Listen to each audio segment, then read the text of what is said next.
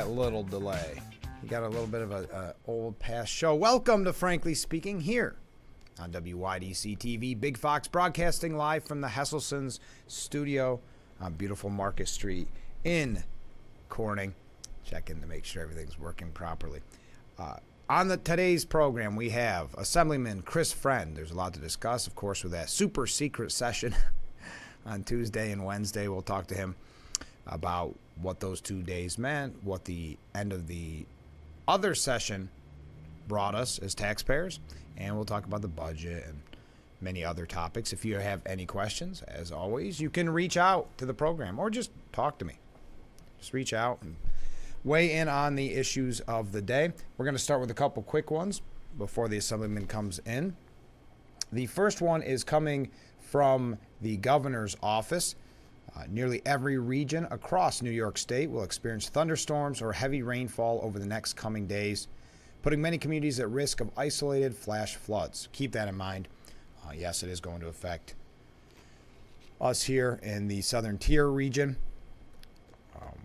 It says here that we're at risk for excessive rainfall and isolated flash floods. State personnel are constantly monitoring the forecast, and the governor encourages all New Yorkers to take responsible precautions. Be aware of local forecasts, sign up for emergency alerts, monitor any road closures, and prepare a bag of supplies in the unlikely event that a rapid evacuation is needed. I'm sure that's bringing chills to some people on what would this be, the 51st anniversary? Would that be right? Of the 72 flood. Okay, let's go to another quick topic. We're going to move fast this morning. This is an update from one of the first programs we had. This is great news. New York pheasant hunting season will not be canceled. You may recall that there was an outbreak of it was an avian influenza. I'm not sure how to say the exact name here. I don't see it listed out for us, but it was wiped out nearly 7,000 pheasants. The state's entire breeder flock at Reynolds Game Farm in Ithaca. That happened earlier this year. You may recall it. We brought it up on the program. And then everyone thought, of course, there goes pheasant season, which is a very popular hunting season. That begins in October in our area. New York State Department of Environmental Conservation just announced that the fall 2023 pheasant season will proceed as originally planned. DEC, struggling with that this morning, said it is acquiring ring-necked pheasants from a commercial hatchery to supplement fall upland bird hunting opportunities around the state. Reynolds Game Farm will get both young, 8 to 12 weeks, and adult birds over the coming weeks, where they'll be raised until they're ready for stocking at more than 100 locations around the state. So I want to give you that update. I know we have a lot of hunting enthusiasts that watch this program and watch WYDC TV Big Fox because of our great outdoor programming. So that's great news for all of our hunters out there. Okay, let's get off of that screen. Again, if you have any questions for the Assemblyman, he should be in shortly. There is the phone number, and there is my email. I'll be checking that right before we go on the air. We've got a lot of questions for him already. So, all right, let's take that first short break, and then we'll be right back with Frankly Speaking here on WYDC TV Big Fox. Please stay with us.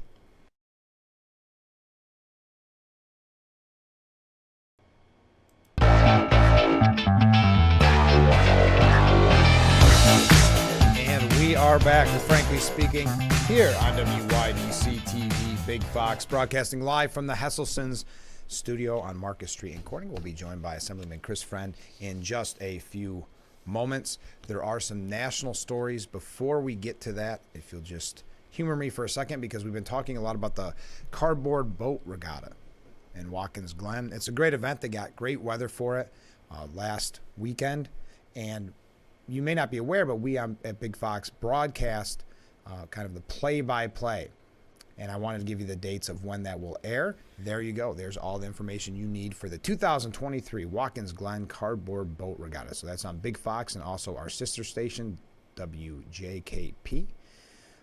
It's a fun event. Elisa, if you recall from the interview early on in the program, and myself hosted the program this year, and it was a blast. Everybody looked like they had a great time, and it's just going to be a fun show to watch. So I'll remind you as it gets a little bit closer, but I thought because we had that interview and I mentioned that we would be broadcasting it, I wanted to get this information to you as soon as I received it. So there you are. Okay, here we go. Have you been following this story at all? This is from Politico, but the IRS whistleblowers are alleging political interference in the Hunter Biden case. Now, this comes after he had that plea deal earlier in the week. Let me don't get on. Sorry, we recorded the Cardboard Boat Regatta yesterday. Now everything's a little wonky now. Okay, there we go. The conduct of prosecutors on the case, quote, has honestly been appalling, said one of the whistleblowers. I think you'll see a level of criminality that I don't think anybody expected to see in these whistleblower transcripts, said Representative Darren LaHood.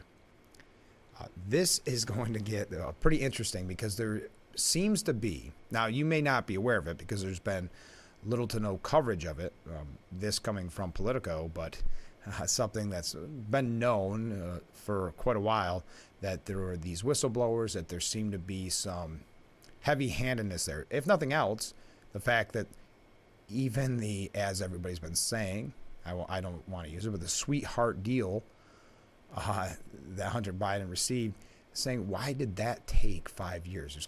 That raises some questions in and of itself. So, anyway, the Justice Department and Delaware U.S. Attorney's Office went out of their way to hamper an IRS investigation of Hunter's taxes by consistently slow-walking the case, preventing enforcement actions by the IRS and tipping off actions related to the investigation to Biden's attorneys in advance. So they were giving information, according to these whistleblowers, giving information as they unfolded to Hunter's attorneys, in preparation and ways to rectify it, whatever the case may be. Following a closed executive session Thursday morning, the Republican-controlled committee, led by Representative Jason Smith, exercised its unique authority to publicly release information in the 5-year federal investigation into his failure to pay about $1 million in federal taxes. Now, this is interesting because, as you may or may not know, there is a strict taxpayer privacy law out there. So it's kind of rare that some of this information came out. And so Democrats on the committee said it was outrageous, said it was unprecedented. Republicans then reminded them, you used the same rule that we used to get former President Donald Trump's taxes last year.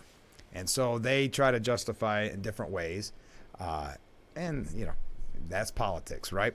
But there is some really interesting things to come out of this. And the New York Post wrote on this.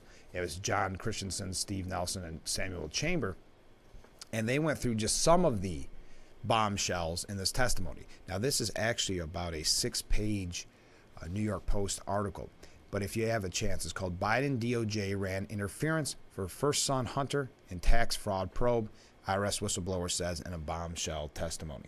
So if I have a chance, I'm going to tell you a little bit more about this, but I wanted to tell you about the article itself so that you have a chance to look it up and do some research so you are informed on it if we don't have an opportunity to bring up all the specifics in this bombshell testimony. Also, because I believe school is now out for summer, I keep hearing all these stories about brain drain. I highly recommend, hey, we got a couple ways there. I highly recommend that if your young student is out of school and you don't want them to have brain drain, have them tune in weekday mornings starting at 7 to Frankly Speaking right here on WYDC TV, Big Fox. And then they'll be good and educated when they go back to school in September. Stay with us. We'll be right back with Frankly Speaking here on Big Fox.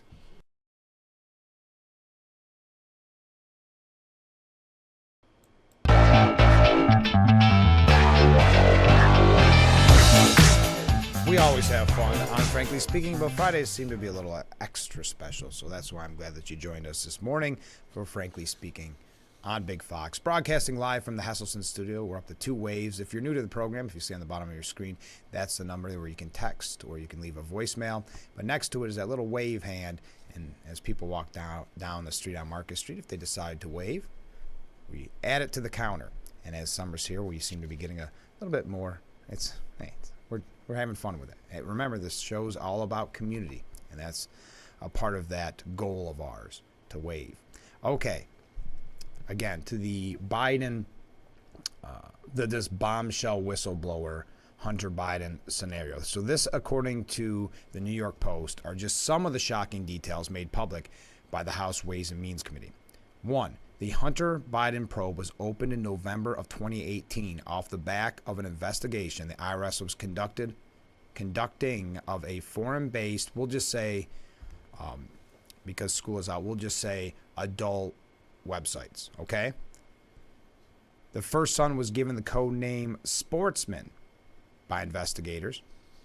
Delaware U.S. Attorney David Wise sought to bring federal charges against Hunter in the Central District of California and in Washington, D.C. last year, and was denied both times by Biden-appointed U.S. attorneys Martin Estrada and Matthew Graves, respectively.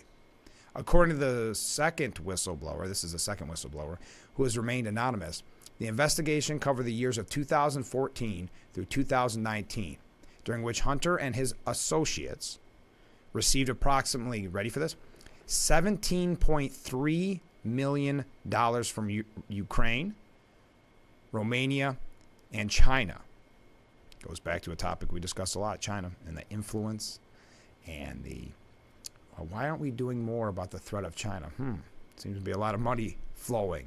And in this case, to Hunter, because of the $17.3 million from Ukraine, Romania, and China, the first son, Hunter, scooped $8.3 million by himself. That was just for him. That was his lion's share. Investigators pressed for felony charges against Hunter for that $2.2 million that he skipped out on paying the tax, the IRS, rather than misdemeanors. So they wanted it to be felony charges rather than the misdemeanors that were announced on Tuesday. And Assistant U.S. Attorney Leslie Wolf discouraged investigators from pursuing lines of questioning related to Joe Biden, the president, saying at one point that there was no specific criminality. So seems like a lot of, monkey wrenches thrown into this, a lot of ways to slow walk the investigation or stifle the investigation. That's just some of the shocking details. And we have learned more as this has been released. But this is, I don't know if anything will come from this in the sense, yes, Republicans and conservatives will go after this specific issue, which is great. And they need to do that. They need to keep pushing. The media is going to downplay it as much as they can. If you saw the story, and I saw it on a couple of news outlets, that Hunter was at the White House State Dinner last night, and who else was there? Merrick Garland was there.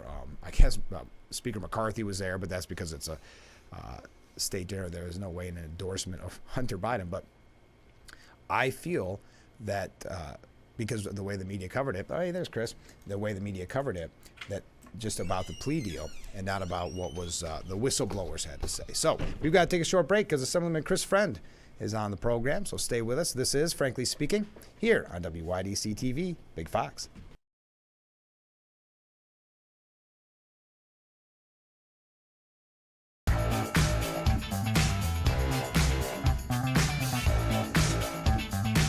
Welcome back to Frankly Speaking here on WYDC TV Big Fox. This is the M.A. Neal Financial Services section of our program. And joining me in the studio this morning, Assemblyman Chris Friend. Chris, it's good to see you. Good to see you too. Boy, you had a busy week, huh? Oh, it's been crazy. Really crazy. Explain to us, because this is kind of rare, I believe, with your super secret session on Tuesday and Wednesday. What was that all about? Yeah, it's so unusual. Usually, the Assembly goes longer than the Senate, but in this case, we were actually there 2 weeks after the Senate gavelled out for the session. And just to kind of jump back on why that even happened. Right. At the beginning of this session, we changed our House rules to allow something called empty seat voting. Okay. And basically, what that means is at the beginning of the day, if you come in, you card into the chamber, you're allowed to be anywhere on campus during session and counted as a yes vote. Okay. And when I mean on campus, you're supposed to stay in the Capitol, the Legislative Office Building, or in our Alfred E. Smith office building where our staff resides. Okay. So that's kind of the idea, to be able to allow members to move around, get more work done, talk with lobbyists, meet with constituents Sure. and like that, and keep session moving through to make things more efficient. That's similar kind of what they do in Washington, I believe, right? It's a little, yeah, kind of a little bit similar. And then we also instituted something called party voting, party line voting, in which case if the minority party brings up a hostile amendment, the majority would be able to vote in the negative on that, or if we're on the minority side voting against the bill, we can vote in the negative without everybody being there, having to hit the red button and be in chamber. Again, and trying to make things more efficient, that was the idea of what was trying to go on that way.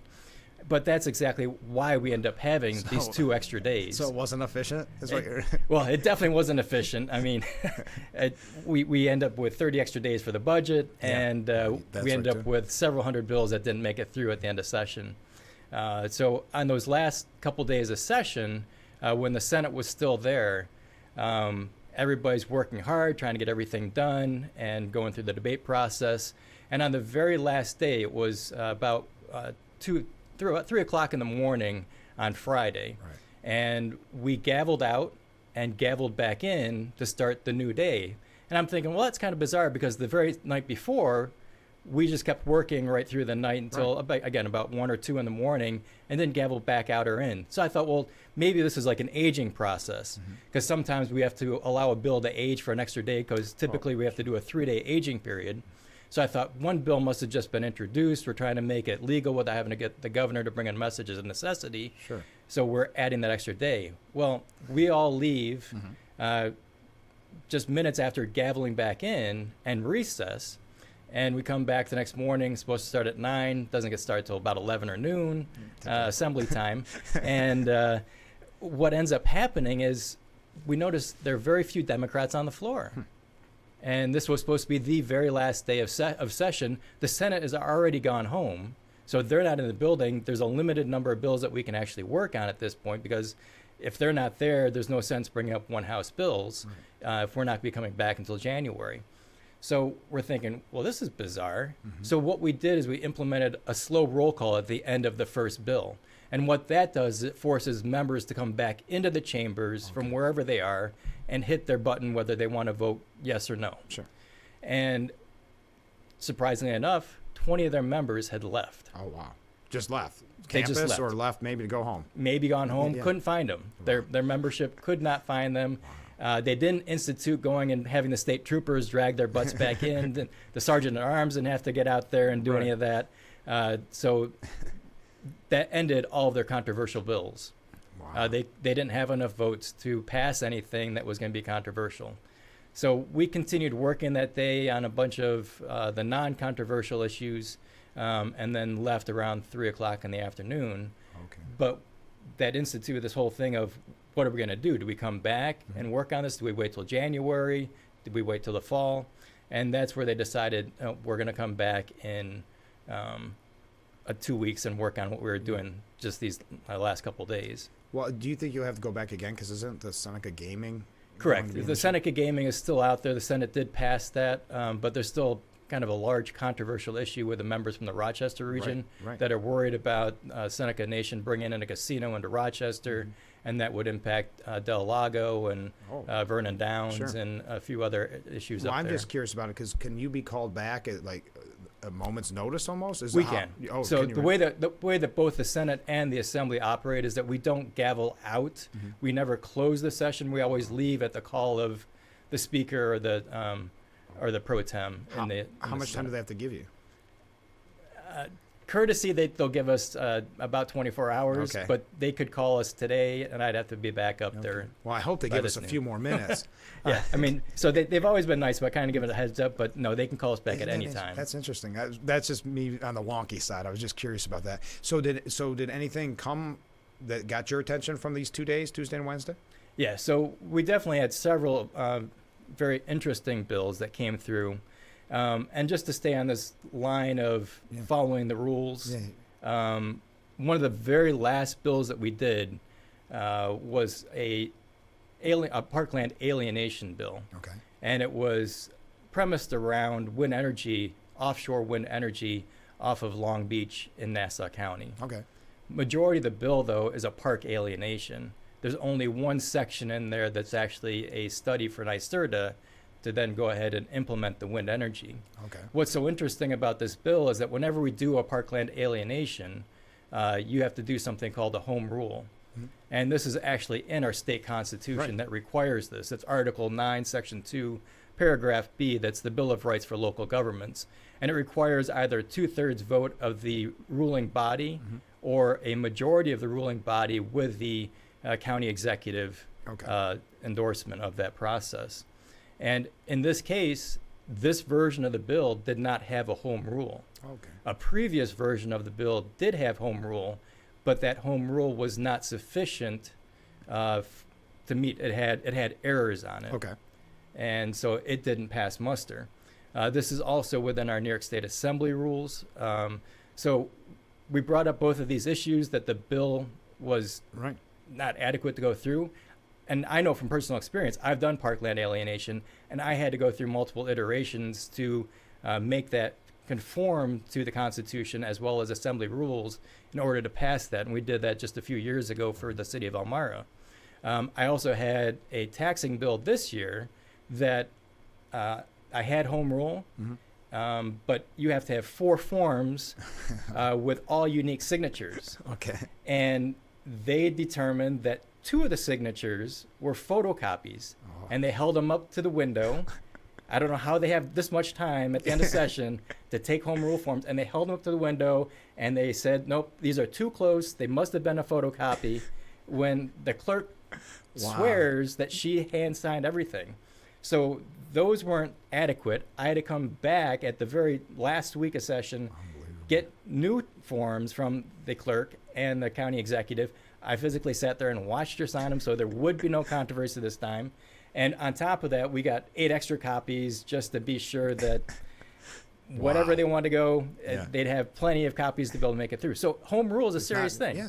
And they make sure everybody follows it. But for whatever reason, in this case, they didn't follow that that situation. Wow. And then on top of that, this bill also doesn't conform to Article 3, Section 15 of the Constitution, that says no private or local bill shall embrace more than one subject, and that subject needs to be in the title of the bill. Okay. So this bill embraces 2 subjects, possibly 3. On top of that, it grants, in Section 17 of the Constitution, it violates the fact that it's granting exclusive privilege to a franchise. Okay. And so there's multiple issues with this bill moving forward, and they said, no, it's a statewide bill. It has statewide importance because it's relating to wind energy, and we need to save the environment. We need to be energy independent and move forward with this bill, even if, again, all of our assertions are correct. Right. And I thought, wait, I live in the southern tier, and if you want to be energy independent and help the environment, natural gas has done exactly that. We have over 200 years of natural gas sitting below our feet that can go ahead and clean up the environment, and as well as provide revenue. It provides energy, it'll provide manufacturing, it provides heat, as well as the revenue to the state and to a lot of farmers in the community with a very little farmers impact. that can use it, as we've talked about in the past, Exactly. with the high property taxes. And if you're concerned about the water issue, which was a big issue with the initial phase, you can actually use compressed gas. So whether you're using compressed natural gas or propane, you can use that to frack the well instead of using water, and then you don't have the whole water contamination issue. Sure. And then you can reclaim that compressed gas and cycle it off and reuse it, or you can have that go through the transmission line and just burn it off. It'll just change your efficiency slightly. So there's a whole way to move forward without having to deal with a water issue. Right. And again, I take complete offense to the idea that we weren't energy independent. Plus, we just shut down Indian Point outside of New York City. Right. So if you're really worried about being energy independent, that's a whole nother issue. And then the other thing that we have with these windmills, living here in the southern tier, for the last year, you drive by the city of Bath, the village of Bath, and there are all those windmill parts sitting on the side of the road looking like a landfill for almost a year. And I don't know where they brought them. They cut them up and probably disposed of them in a landfill. Who knows? I don't know where they went, but they sat there forever. And that's about what you have for any windmill. It's about anywhere from 10 to 15 years that you have to change out those blades, as well as That's some of a the lot of towers waste. depending on how they're built. So you have all that. Once you put it in, it's not staying there forever. Sure. And then if you want to look at the all the battery storage has to be done for these wind turbines or solar panels. I mean, someone in Palo Santo brings it all the time, but you have child labor going on in the Congo. It's like we just ignore it. And we just, they It's- completely ignore it. They it's don't want to heartbreaking. talk about it. He brings it up all the time As on long the as floor. they can virtue signal that we care the most here, they're not looking at what's happening at the front end of it. Exactly. It's heartbreaking. And it's just, it's devastating. I mean, here we are, we want to put these electric buses on the road to transport our kids to school. But meanwhile, these kids in the Congo, they don't even have the opportunity to go to school No. because they got to be Work in the laborers mines. in the mines and doing it. So it's very, very frustrating to go along those roads. Can I take a short break? Will you stay with us? Sure. All right, we'll be right back with Frankly Speaking here on WYDC TV. Big Fox, stay with us.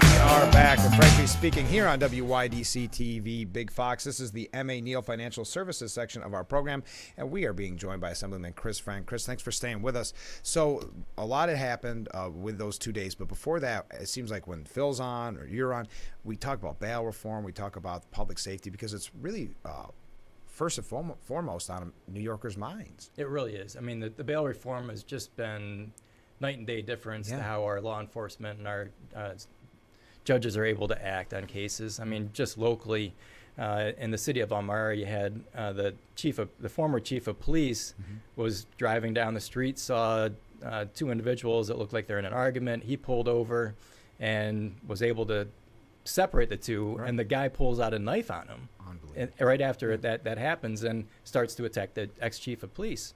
And they finally got them subdued, brought other people in. Sure.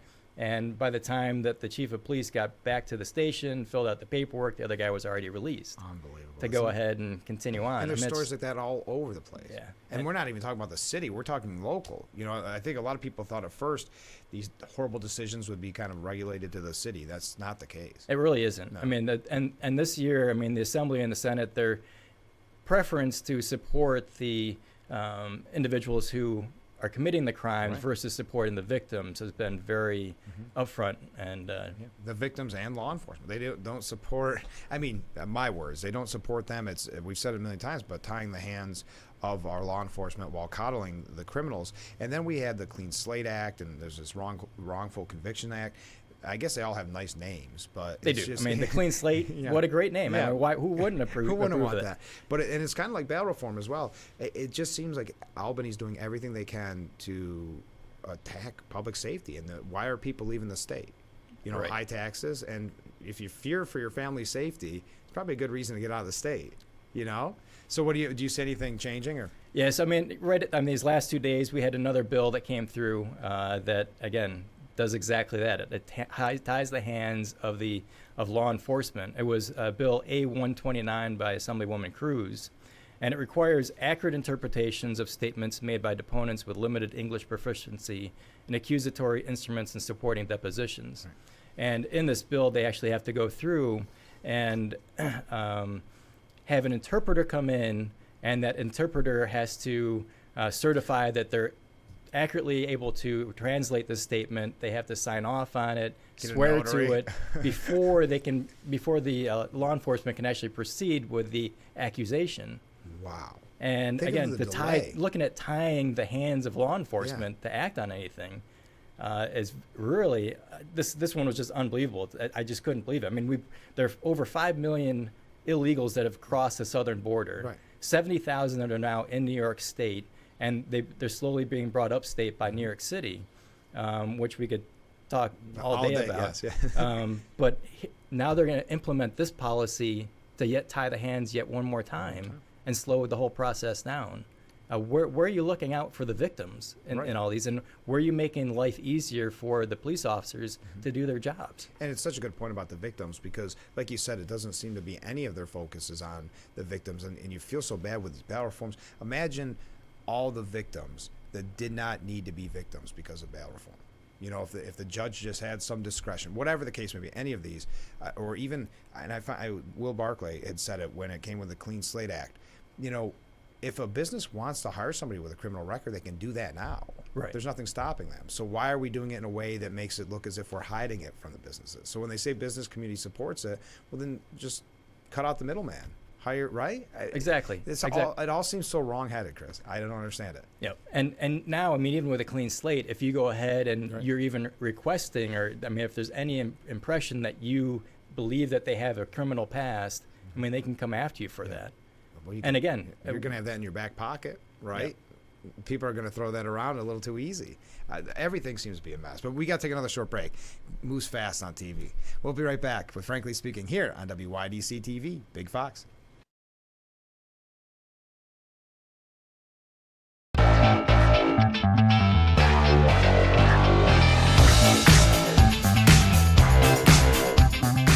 Welcome back to Frankly Speaking here on WYDC TV Big Fox. We are broadcasting live from the Hesselson studio here on Marcus Street in Corning. We're being joined by Assemblyman Chris Friend. Chris, it seems like we have so much to cover. Let's start with reparations. We were talking with your counterpart, Phil Palmisano, about this the other day. It went so poorly in California. It seems like we would have learned the lesson from that, but as typical Albany fashion, we do the same. We always think that we can do it better, and we're always citing California and where they went wrong, and we're going to fix the ills in their situation. But one that most interesting, that was definitely a very heated debate, very emotional debate.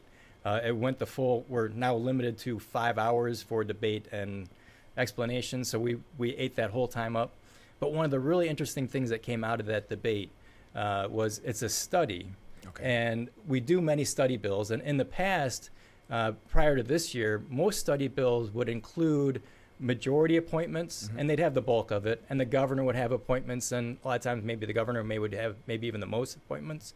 But usually the minority in the Senate and the Assembly would have like one token person that they could appoint to the to that study. Yeah. And it was always for, again, kind of that diversity of opinion. Sure. And lately this year, most studies that have come through had no minority appointments put to them. We always wondered what was going on. Why is this? And we would ask and never got a real response from them. But because this was such an emotional, heated debate, and when that question was put forward to the sponsor, they let it be known that they didn't want diversity of opinion. They didn't want people on that study who thought differently than they did, who had a different outcome or a different background. Sure. And they said, no, don't worry, because we're going to have public hearings all across the state, and you'll have your opportunity to voice your concern. That's not how this is supposed to work. Right. Yeah. I mean, and the thing is, when we do these So our elected public representatives have to go to a public forum to be heard. Exactly. They want everybody to be going to that public forum. And usually when they do these, they're not even in the southern tier. You're right. They're going to be in Buffalo, Rochester, Syracuse, Albany, and Long Island. So you're along the thruway corridor, and you come nowhere near outside of their range where people might think differently than they do. Typical. And so, again, want a diversity of everything except for diversity of thought. Exactly. And I was just like, I was floored when they actually admitted to that. It's like, in this situation, most of all, when it comes to reparations, why aren't we doing this? Have the conversation. Isn't that normally the argument? We need to have the conversation? Exactly. And they're stifling the conversation. Well, and that's the whole purpose of what this is. You're supposed to be having a conversation, but they've already got a predetermined outcome. So why even bother with a study? Just put the bill in, do what you want to do because you don't want to listen to the people. Well, I guess after the budget where there was no transparency, at least they were transparent. We do have to take another short break. Stay with us. We'll be right back with Frankly Speaking here on WYDC TV, Big Fox.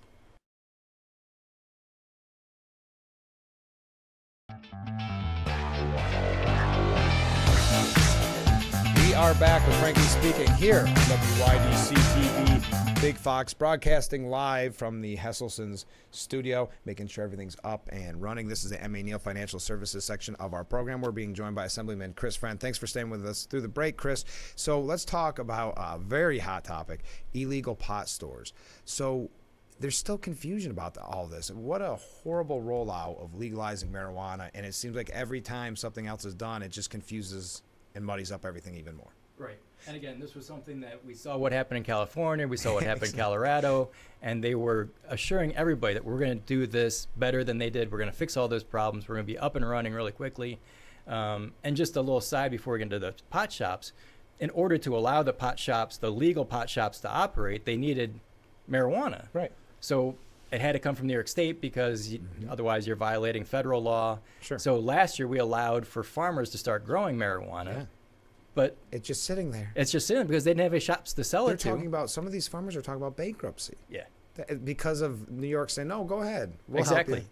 It's Go ahead. We disgraceful. know how to do it. We're going to be up and running. Don't worry about it. We got you. Yeah. We're covered. There's going to be a plethora of All shops right. for you to sell to. Yeah. And now those farmers are saying, what are we going to do? We have all this product. We bought all this equipment in order to work on it. And now they have nothing all to do that with money it. up front, I'm sure. And then, that's one of the things you see happening in California right now, too, is the fact that they thought that they were going to, by having this legal, they were going to get rid of the black market. But there's so much Complete marijuana opposite. being grown that, again, the legal farmers are actually having to sell it to the black market because the legal stores, they already have too much product. They have nowhere to sell it. So it's just causing a bigger problem than what it's solving. And I don't think people realize that these illegal pot shops, the reason we call them that, they are illegal. You know, you may see them on storefronts, you may see them in your neighborhoods, unfortunately, but they're not legal. Right. They're waiting for the dispensaries. But going back to your point about the black market, if someone goes to a dispensary from New York State, you know there's going to be the taxes, there's all the regulations, the regulations are good, and we should be getting the taxes. But there's still going to be those illegal ones, and they're not paying taxes. Who are you going to go to? It's going to be cheaper on the black market. Exactly. It's sad. And it's because of all those regulations and all the taxes that it's going to be cheaper there. But again, we want those regulations And to we make want sure those that it's safe, taxes that if you we're gonna know do it, too. exactly what you're buying is what you're getting, and the THC level where it's at. So if a kid happens to get their hands on it, and you're going to bring them into the emergency room, you know exactly what that overdose is involving. And so in the budget, we did pass some really good reforms, something that both Phil and I have been advocating for. That goes ahead and for every day that the store is operating, an illegal store without a license, you can come in, all the equipment can be seized, all the money can be seized and taken, as well as every day that they're operating beyond that, there can be a $20,000 fine. And I've been wondering, well, I'm still seeing these stores operating. How are they continuing to operate? And I just recently reached out to Gary Howard, sheriff in Tioga County, and he wasn't really aware of the fact that they could go ahead and do this. Sure. Well, from my understanding, the sheriffs and the DAs don't have the authority to go ahead That's and do the this. problem. It comes through the Office of Cannabis Management, who has to send out a letter first and plead with the owner to Right. shut down. And Months-long process. and they've only handed out a few of these letters, and it seems that they're kind of picking the Democrat districts that they're going to go and Okay. enforce this in first. So Senator Webb, who covers a portion of Tioga County with me, and Assemblywoman Kellis, their areas have received these letters, but I'm not seeing these letters appearing in the district I represent that doesn't overlap with them. And it's like, once again, why is this disproportionate? Why do the Democrat districts get to have some safety and security and regulations, but the Republican districts do not? Let our sheriffs, let our DAs enforce this policy, and start with That's a no-brainer. take the gloves off, go ahead and start with the maximum fines. And I'm not a man pushing bureaucracy at all, but the Office of Cannabis Management does not have enough people to be effective if they're the ones that have to go after thousands, especially when you talk about the city, thousands of illegal shops. Right. They don't have the staff for it. They don't have the budget for it. No. They don't compare it all to the SLA, which manages thousands of liquor stores Sure. across the state and does it efficiently. Yes. Office of Cannabis Management is a very poor example for getting this whole program up and running. I read yesterday, I think it was the New York Post, and I thought this was interesting. Then Governor, now disgraced Governor Cuomo, said that this would get us, $1.3 billion a year if we legalize it. Now, what did Hochul say the other day? That it's $1.2 billion over the next 6 years. That's a big change. And if they can even get this up and running, I mean, they're still frustrated and they don't know how it's going to move forward, and they're changing who they have appointed and working on these programs.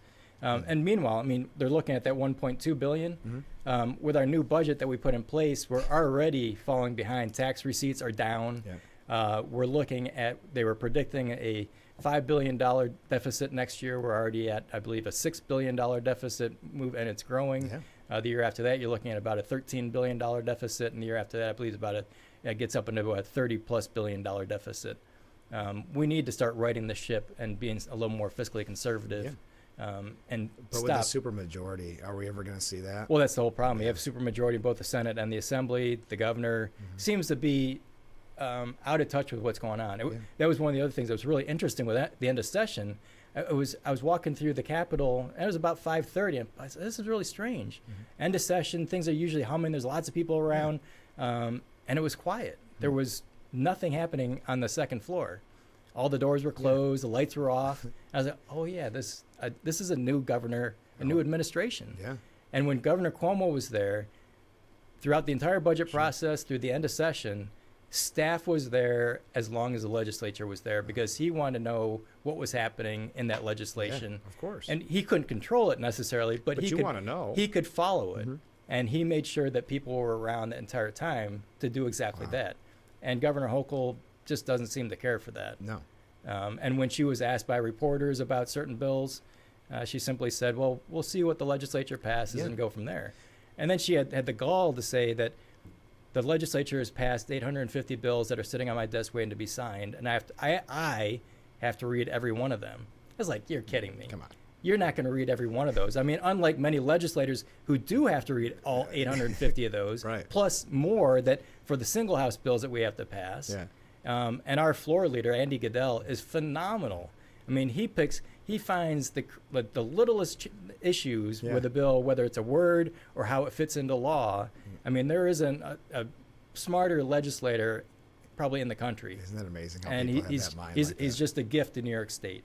It really is a gift to New York State to follow how these work. But it goes back to the budget process. I mean, whatever you want to say about Governor Hochul, she just doesn't seem to be up to speed yet, maybe is the polite way to put it, because look at it, every once in a while she just throws something new in the budget, and it would make it even worse and even longer, and you're going, didn't you watch Cuomo at all? I'm not, I don't like Cuomo, but he knew how to play the game. Oh, he was definitely a mastermind when it came to budget negotiations, the legislative policy, and the whole thing. I mean, the way he orchestrated everything, he was there to legislate, to rule, to run the state. And I'm not quite sure what Governor Hochul is trying to do. I mean, the housing thing fell short last year. It's fallen short this year. Again. And at the end of session, she came right back out and said, housing's the issue that we're going to be moving forward next year. I mean, housing's an issue, but everything that's been enacted is actually moving housing, making it harder and more costly to create housing, to rent housing.